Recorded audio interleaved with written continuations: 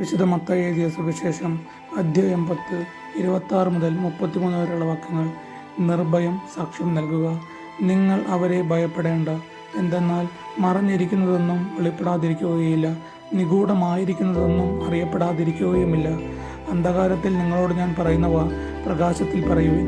ചെവിയിൽ മന്ത്രിച്ചത് പുരമുകളിൽ നിന്ന് ഘോഷിക്കുവിൻ. ശരീരത്തെ കൊല്ലുകയും ആത്മാവിനെ കൊല്ലാൻ കഴിവില്ലാതിരിക്കുകയും ചെയ്യുന്നവരെ നിങ്ങൾ ഭയപ്പെടേണ്ട. മറിച്ച് ആത്മാവിനെയും ശരീരത്തെയും നരകത്തിനിരയാക്കാൻ കഴിയുന്നവനെ ഭയപ്പെടുവിൻ. ഒരു നാണയത്തുട്ടിന് 2 കുരുവികൾ വിൽക്കപ്പെടുന്നില്ലേ?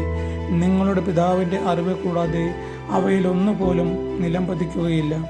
നിങ്ങളുടെ തലയിലെ ഓരോ മുടിയിഴയും എണ്ണപ്പെട്ടിരിക്കുന്നു. അതിനാൽ ഭയപ്പെടേണ്ട. നിങ്ങൾ അനേകം കുരുവികളെക്കാൾ വിലപ്പെട്ടവരാണല്ലോ.